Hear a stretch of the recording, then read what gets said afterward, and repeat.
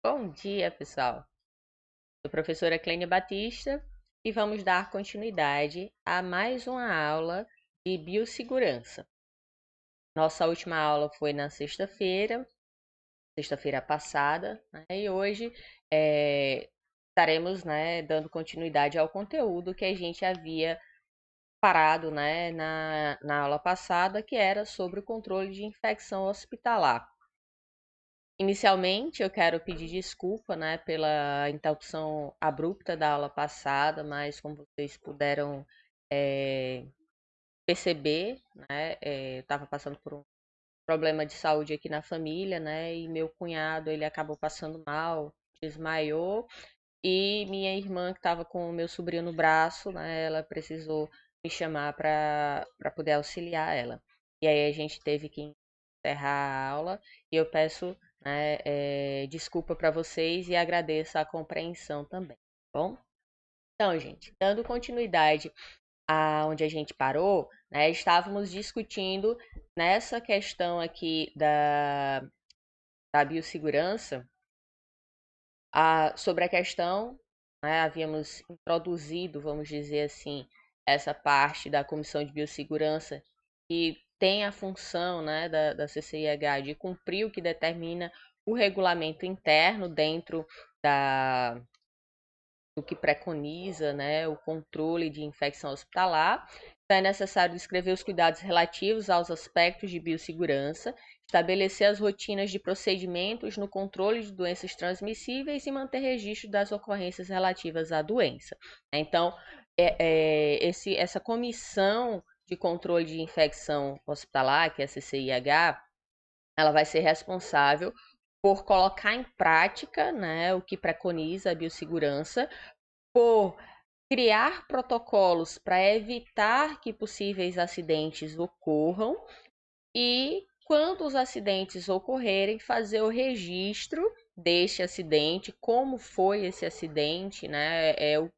Qual a situação que fez com que aquele acidente ocorresse, e com isso será possível montar estratégias, criar novos protocolos para que aquele acidente não ocorra, né, novamente, né, para que outras pessoas elas não estejam é, expostas, vamos dizer assim, a ter a mesma condição de se acidentar. Então, a CCIH vai trabalhar principalmente com este foco, né, de evitar acidentes e sempre buscando formas para que ele não ocorra. Na verdade, não é só através daqueles que ocorreram buscar alternativas. Não, na verdade, ele tem que buscar que não ocorra nenhum tipo de acidente, mas se ocorrer, né, ver qual foi a falha que fez com que aquele acidente ocorresse. As metas específicas para a biossegurança, em casos relacionadas, né, ao controle de infecção hospitalar, vão ser reduzir o número de micro-organismos patogênicos, né, com todos os cuidados necessários de esterilização, né, de limpeza, de cuidados ali naquele ambiente hospitalar, reduzir o risco de contaminação cruzada no ambiente de tratamento, que foi justamente onde a gente parou na aula passada, onde essa questão da contaminação cruzada, eu estava perguntando para vocês o que era contaminação cruzada, e eu, né, pelo que a gente pôde ver na aula passada, alguns não sabiam, né, mas eu acho que na verdade vocês sabem, só não estavam tendo o conhecimento do nome, né, correto a ser aplicado para esse tipo de contaminação. A contaminação cruzada é quando um profissional, por exemplo, ele utiliza uma luva e vai fazer o procedimento em um paciente. E aí ele pega, sem fazer troca de EPI, sem fazer lavagem das mãos nem nada disso, ele pega, vai para outro paciente, né? E aí ele pode estar levando a doença do paciente 1 para o paciente 2. Isso é o que a gente chama de contaminação cruzada, né? Resumidamente falando. Então, proteger a saúde dos pacientes e da equipe de saúde, isso é imprescindível, né? Então, o foco não é apenas uma categoria, mas sim todas as pessoas que estejam relacionadas e que possam vir a estar em contato com possíveis riscos de contaminação, né, principalmente em relação a contato com material biológico, né, com riscos biológicos.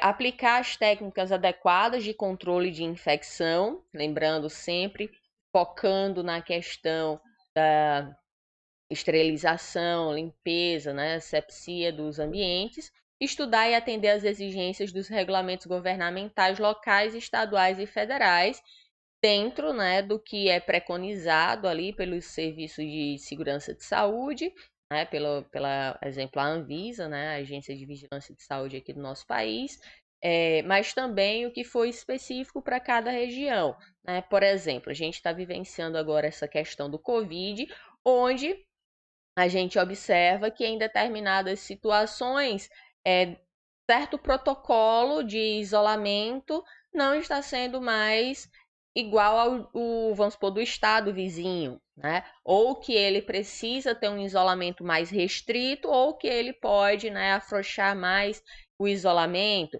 Então, isso depende da situação local.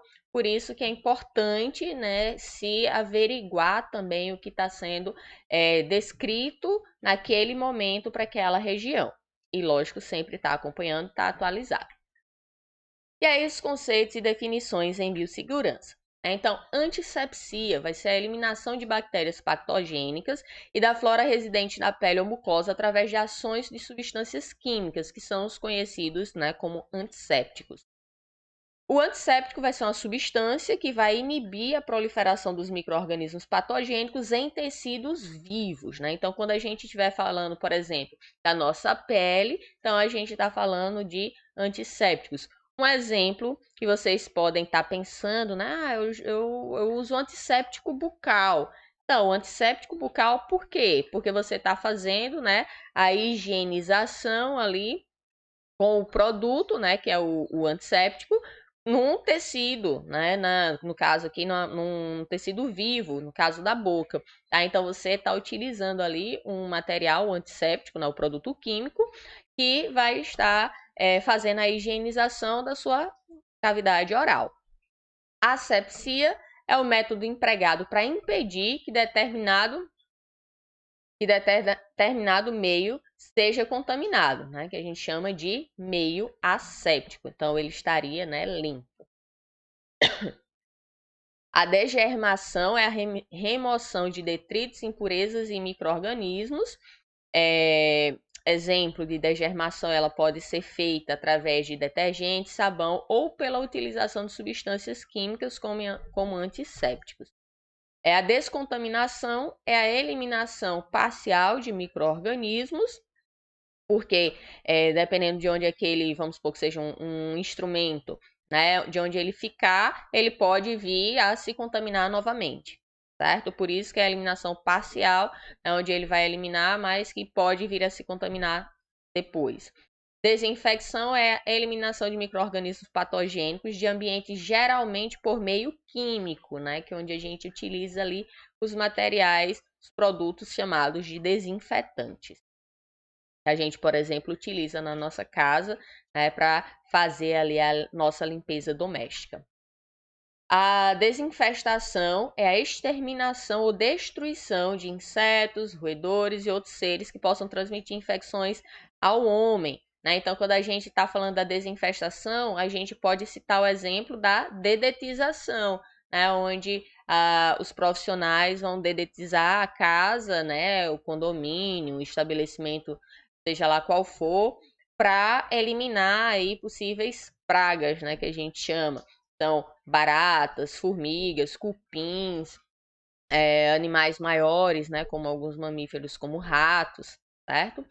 Desinfetantes vão ser as substâncias ou produtos capazes de deter ou inibir a proliferação de micro-organismos patogênicos, né? Então, a gente pode citar um exemplo, mais uma vez, trazendo aqui para a nossa realidade agora do Covid, a questão da água sanitária, né? Ou alguns outros tipos de desinfetantes que possuem uma capacidade maior, né, de limpeza, né, de extermínio de vários tipos micro-organismos, né? Alguns produtos, eles são, que a gente chama de viricida, bactericida,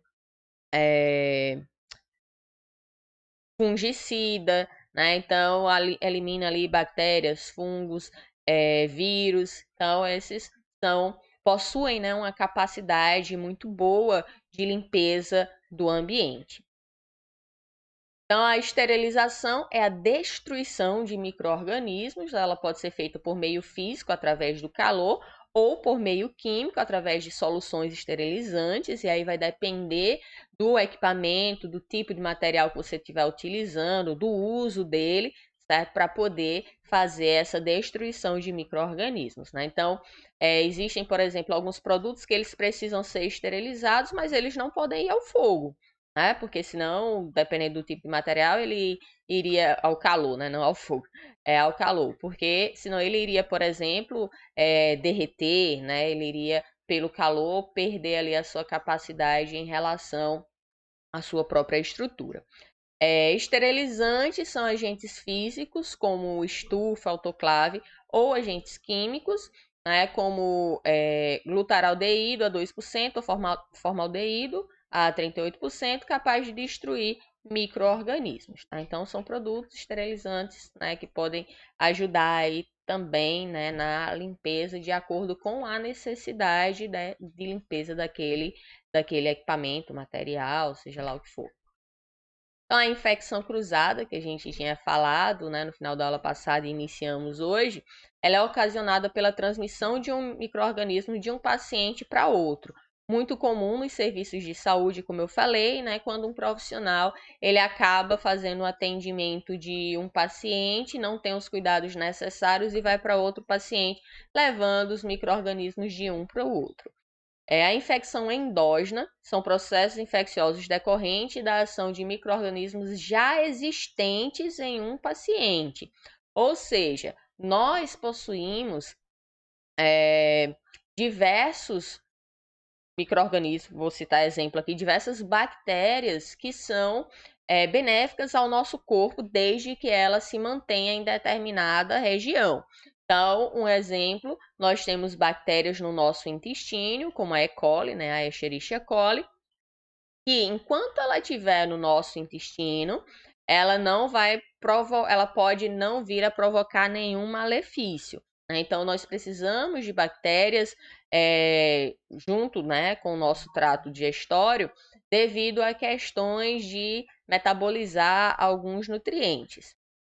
A gente não vai entrar no mérito agora, mas nós precisamos de algumas bactérias para ajudar aí no nosso sistema digestório. Não é à toa que nós, quando estamos com diarreia, né, uma das coisas que o médico prescreve é um repositor de flora intestinal. Então, essa flora intestinal são as bactérias que são benéficas para o nosso sistema digestório e elas são essenciais para ajudar ali, né, no nosso processo de formação de nossas fezes, entre outros. Mas dentro dessa infecção endógena, né, seriam o quê? Bactérias que a gente tem no nosso corpo, mas que elas vivem, né, em harmonia em determinados locais, só que por algum motivo ela acabou indo para um outro local. Então, já era um micro-organismo que a gente chama, né, de residente.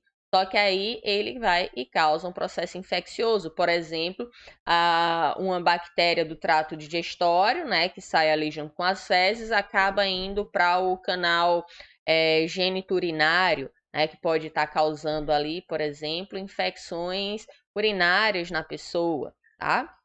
Infecção exógena são causadas por micro-organismos estranhos ao paciente, né? Então, aquela pessoa ela não tinha aquele micro-organismo e, por algum motivo, chegou até ele. Então, esterilizar os instrumentos, principalmente aqueles que são colocados, né, na boca, para não causar ali uma infecção.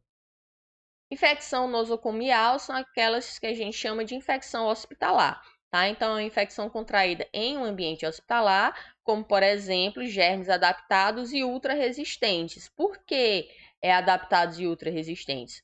Porque as pessoas que estão em tratamento nos serviços, né, hospitalares internos, muitas vezes elas já vêm ali tomando medicações há bastante tempo.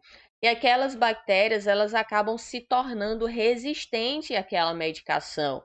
Então, se uma outra pessoa tiver contato com a contaminação através dessas bactérias resistentes, então as medicações também que ela tomar, né, não vão estar surtindo efeito, aquelas medicações mais comuns. Então é necessário fazer um antibiograma para identificar qual a medicação que aquela pessoa deveria estar tomando para combater aquele processo infeccioso, né? Aquela contaminação que a pessoa está tendo.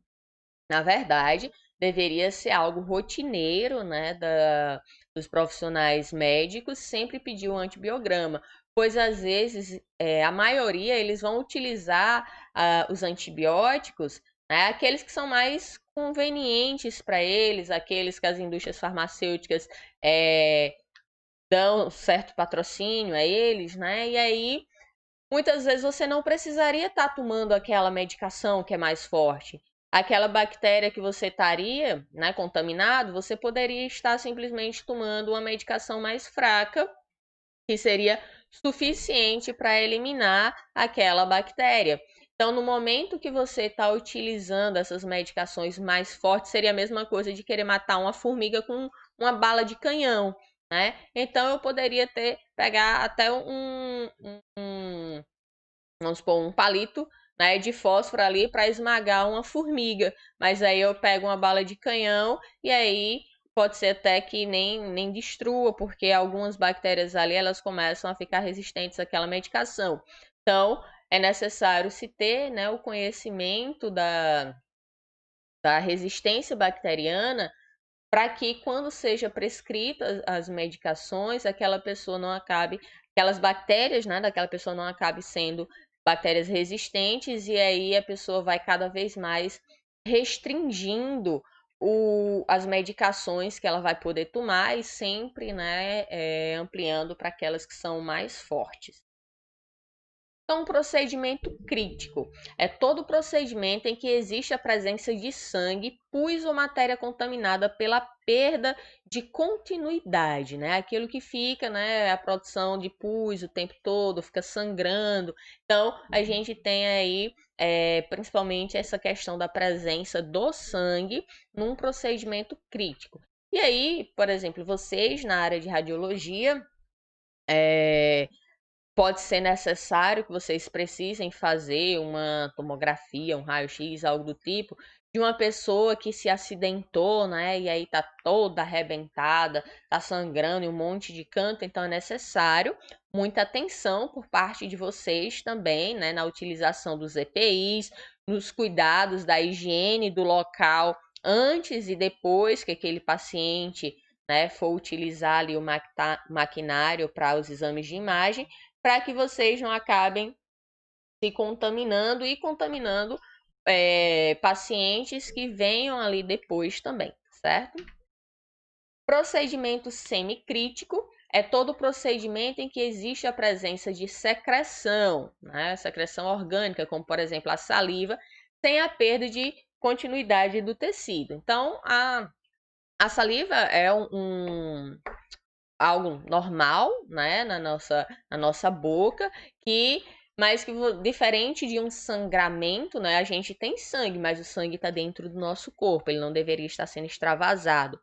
Já a saliva, a gente tem ali, né, é uma secreção orgânica também e que é necessário ter cuidado. Só que é um procedimento semicrítico, porque as doenças que podem ser transmissíveis pela via, né, do contato com a saliva é um número bem menor do que aquelas que podem ser através do sangue, certo?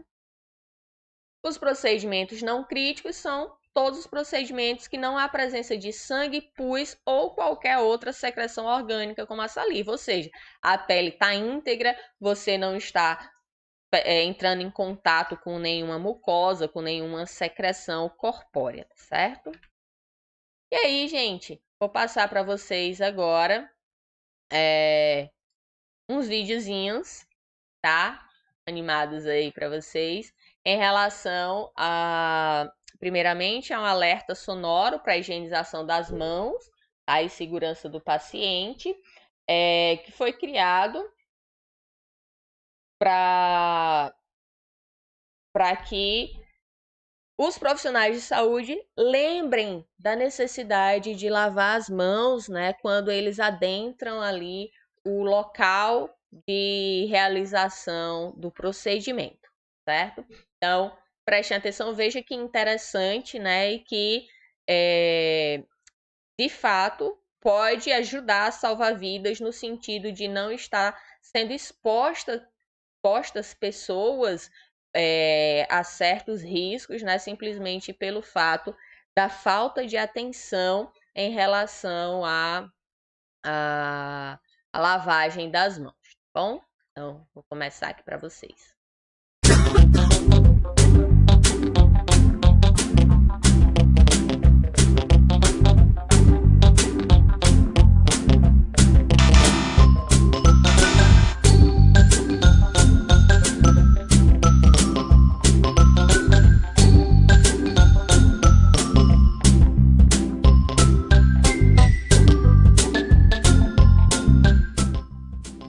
Não esqueça de higienizar as mãos.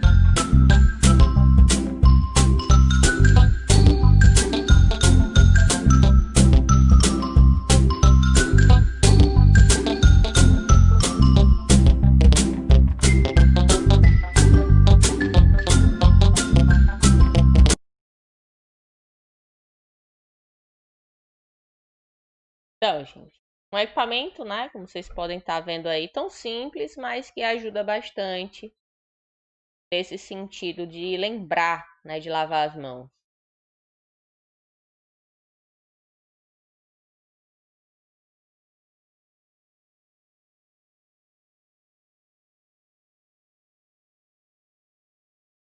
Então, a sepse, não sei se vocês têm conhecimento do que seria a sepse ou sepsemia, tá?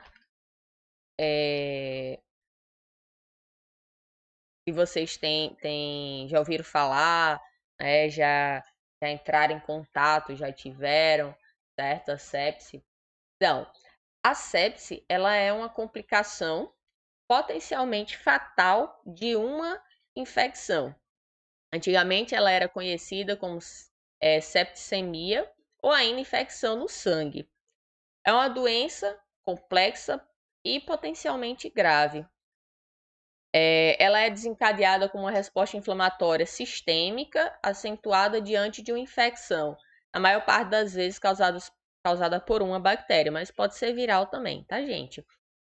Quando a gente fala assim de uma resposta inflamatória sistêmica, significa que ela está se relacionando ao corpo, tá? Ao corpo todo. Ela vai se desencadear em vários órgãos, né? Ela, através da contaminação do sangue, ela vai estar provocando várias situações até o estado mais grave, que é a falência dos órgãos. Então, a sepse ocorre quando substâncias químicas liberadas da corrente sanguínea para combater uma infecção desencadeiam inflamação em todo o corpo. Isso pode causar uma série de alterações que danificam diversos sistemas de órgãos, levando-os a falhar e, às vezes, resultando à morte. Os sintomas de uma sepse, eles incluem uma febre, dificuldade respiratória, pressão arterial baixa, ritmo cardíaco acelerado e confusão mental. Por isso, com esses sintomas, como eu havia dito, pode fazer com que a pessoa acabe desencadeando um choque, né, em alguns órgãos, fazendo com que haja a falência deles, e aí a pessoa pode vir a óbito. O tratamento inclui o uso de antibióticos e fluidos intravenosos. A questão é que esses antibióticos que são prescritos, muitas vezes, eles precisam ter uma potência maior, vamos dizer assim, né? Porque a sepse, ela é comum em infecções hospitalares, e aí essas infecções hospitalares, como a gente falou anteriormente, elas levam, na verdade, elas são provocadas, né, muitas vezes por bactérias super resistentes. E aí, com isso, os antibióticos, né, que são prescritos, eles devem ser antibióticos mais fortes e dependendo da situação do paciente, ele pode não resistir, tá? A sepse, ela pode, né, ser desencadeada tanto através de uma infecção hospitalar, quanto também fora do ambiente hospitalar, tá, gente? Não é algo obrigatório de hospital, não. Você pode ter uma infecção causada por vários motivos, e aí essa infecção ir para a corrente sanguínea e causar uma sepse. A exemplo, né, parece bobagem, mas que é importante, e muitas pessoas às vezes não se dão, né, o cuidado e a atenção. Exemplo, espinha de pele, né? Então, aquela espinha, ela tá contaminada, né? É um processo ali inflamatório que vai ter micro-organismos nela. E aí, uma, né, das coisas que sempre se fala, os médicos também, né? Não estoure espinha. Ou se você, no caso, né, não consegue resistir, porque às vezes realmente até dói, né, aquela espinha, você precisa tirar porque está um incômodo muito grande, que você faça toda a higienização, todo o cuidado da área para poder tá fazendo a retirada daquela espinha, tá? Porque no momento que a gente tira uma espinha, o que é que acontece? Muitas vezes a gente vai ter o sangramento. E aquelas bactérias que estavam ali na espinha, né, vamos supor no seu rosto, aquelas bactérias elas podem aproveitar aquela lesão, né, que causou no capilar também, que causou o sangramento, e entrar na corrente sanguínea e causar uma infecção no sangue, tá? Então, é necessário ter muito cuidado, muita atenção, principalmente quando algumas pessoas elas já possuem algum ferimento, né? Algo que já está aberto, já está em contato com o sangue, sempre ter os cuidados necessários com os curativos, né? Atenção para que não haja contaminação deste. No Brasil é comum, então em torno de 150 mil casos por ano. Requer exames laboratoriais, né? O diagnóstico é feito por um médico, o tratamento é feito, por um médico também. Pode se resolver em dias ou semanas e o estado crítico necessita de atendimento de urgência, podendo levar, né, a pessoa à morte, como eu disse. As pessoas que apresentam a sepse, elas podem ter no corpo uma baixa temperatura, calafrios, fadiga, febre, pressão baixa, rubor, tontura ou tremor. No sistema respiratório, apresenta um desconforto respiratório, falta de ar ou uma respiração rápida. Na cognição da pessoa, ela pode apresentar confusão mental ou um nível alterado de consciência. E também é comum das pessoas que apresentam quadro de sepse, questão do delírio, descoloração da pele, disfunção orgânica, produção insuficiente de urina, ritmo cardíaco acelerado ou até mesmo sonolência. O tratamento ele vai ser por meio de antibióticos, né, como a gente falou. É necessário cuidados médicos, muitas vezes, como ventilação mecânica, hidratação e líquidos intravenosos. Os medicamentos são vasoconstritor, antibióticos e suporte à pressão sanguínea do paciente. E às vezes também, né, é necessário dispositivos de catéter venoso central. Na ventilação mecânica, o uso de uma máquina para mover o ar para dentro e para fora dos pulmões quando a pessoa não consegue respirar por conta própria, quando já está numa situação mais grave. No caso da hidratação, a reposição de fluidos perdidos por meio da sudorese, sangramento, vômitos ou diarreia para tratar ou prevenir a desidratação daquele paciente. Os líquidos intravenosos, para infusão de fluidos, medicamentos ou sangue diretamente para a veia, dependendo do caso do paciente, né? E aí é necessário um médico intensivista para monitorar e tratar o paciente em tratamento intensivo. No caso de crianças, bebês e adolescentes, né, o acompanhamento por um pediatra. O clínico geral, ele vai prevenir, diagnosticar e tratar a doença também. E o médico de emergência trata os pacientes no setor de emergência, né, naquele momento imediato que ele chega com o quadro. Então, em cima, né, dessa introdução, explicação do que seria a, a sepse, né, vou trazer aqui esse videozinho para vocês ilustrando, né, que o quanto que é importante o atendimento rápido, né, no momento que se identifica os sinais e sintomas de uma sepse, para que a sobrevida, né, ela esteja garantida. Então, é necessário que a sepse se tenha muita atenção para que a pessoa não acabe vindo a óbito, porque quando ela entra no quadro de sepse, né, é bem rápido o avanço da infecção e as chances de morte quando não houver tratamento. Bom, então vamos ver o videozinho.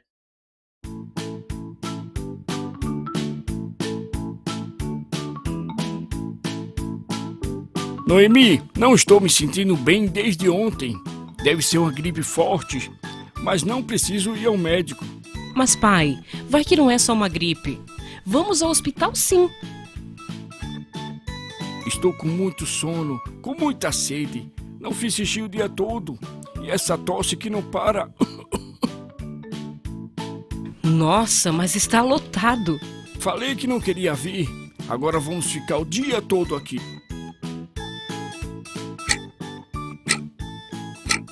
Boa tarde, Sr. Antônio. Sou o enfermeiro João e vou verificar os seus sinais.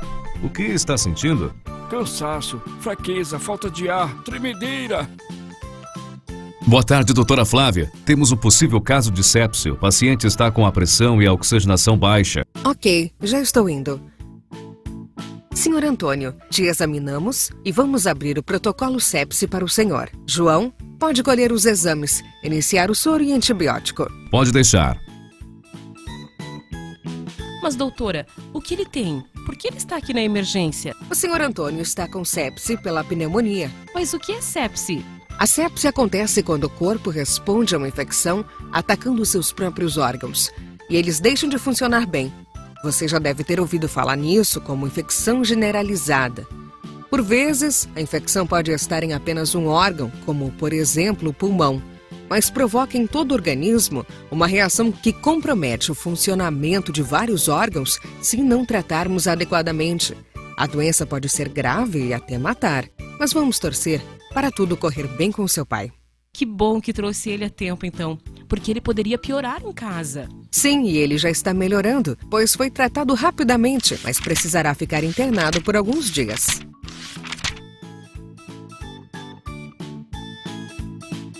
Hoje meu pai teve alta. Queremos agradecer vocês e toda a equipe pelo cuidado. Sem vocês, não sei como meu pai estaria agora. Muito obrigada. Isso mesmo, obrigado. Vocês salvaram minha vida. Imagina, que bom que o senhor está bem. Vá para casa e cuide-se, hein, seu Antônio? Boa volta para casa, seu Antônio. E quando precisar, estaremos aqui. A sepse é uma das principais causas de morte em hospitais no Brasil. São mais de 400 mil casos e cerca de 220 mil pessoas que morrem todos os anos. Fique atento aos sintomas iniciais de infecção grave: febre alta, aceleração do coração, respiração rápida, fraqueza importante, pressão baixa, diminuição de quantidade de urina, sonolência ou confusão. Procure imediatamente um serviço de saúde. As pessoas com diabetes, insuficiência renal, câncer, AIDS ou qualquer doença que diminua as defesas do organismo têm mais chance de ter sepse. Quando a sepse é reconhecida rapidamente e bem tratada, as chances de sobreviver são muito melhores. Vamos vencer essa doença.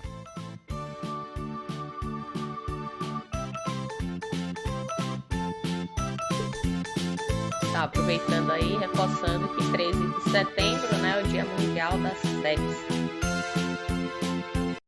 Então, gente, para finalizar essa parte da aula, né, que na verdade seria o final da aula da semana passada. Então, vou passar só mais um videozinho para que vocês se conscientizem de que sepse é coisa séria, que sepse mata e que ter os conhecimentos dos primeiros sinais e sintomas para encaminhar a pessoa, né, que está desenvolvendo, né, a sepse, que ela seja levada quanto mais precoce para os serviços de saúde, melhor, para que não venha a apresentar possíveis complicações. Bom, então, passar aqui para vocês.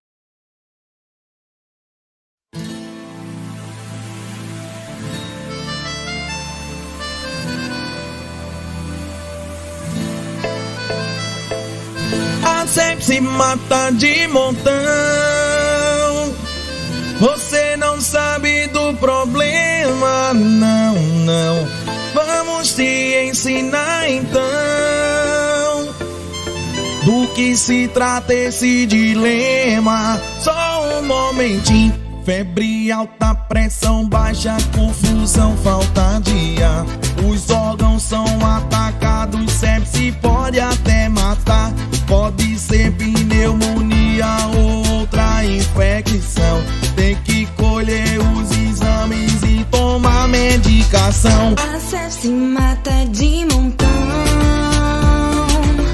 Você não sabe do problema, não, não. Vamos te ensinar então do que se trata esse dilema. Só um momentinho. Se sentir um mal-estar, sepse ou choque pode ser. Corra para se tratar, o hospital vai resolver. Se você tem diabetes, renal ou HIV, fique atento porque as chances são maiores pra você. A sepse mata de montão. Você não sabe do problema, não, não. Agora você sabe então do que se trata esse dilema. Fica espertinho.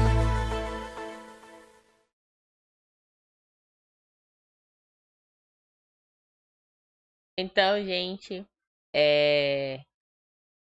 essa parte da aula, tá? Quem quiser ter mais conhecimento aí sobre sepse, tá? Fica disponível esses sites aí para vocês.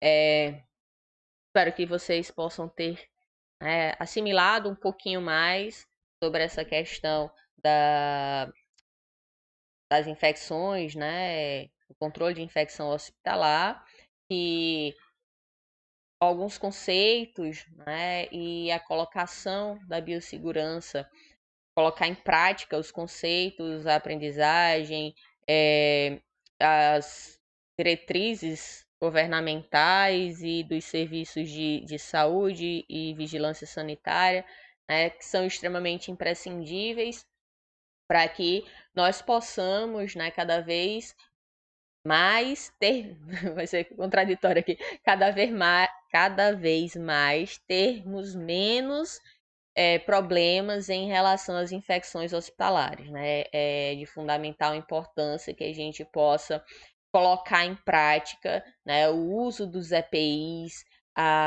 os cuidados necessários à lavagem das mãos, que a gente possa seguir as orientações de esterilização de cada material, de cada equipamento, né, a desinfecção, a desgermação, né, as orientações de limpeza do ambiente e da gente próprio, né, como na própria lavagem das mãos, o uso das roupas adequadas para cada ambiente, né, tudo o que se faz necessário dentro do ambiente de serviços de saúde, seja ele de pequeno, médio ou grande porte, né, mas que seja feita de forma imprescindível, com bastante atenção, cuidado, e com todas as técnicas necessárias para que não haja exposição nem do dos profissionais, né? Porque ali você pode não necessariamente estar só se arriscando como profissional,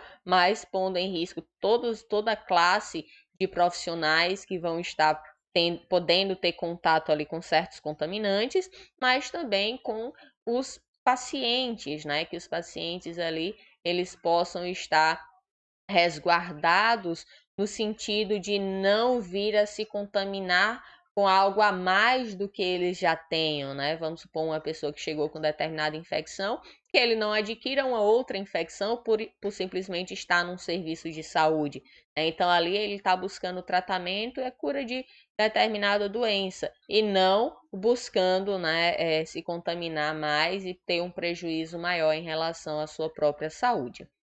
Então, gente, ficamos por aqui agora nessa aula. O Tedinho se despede aí de vocês, certo?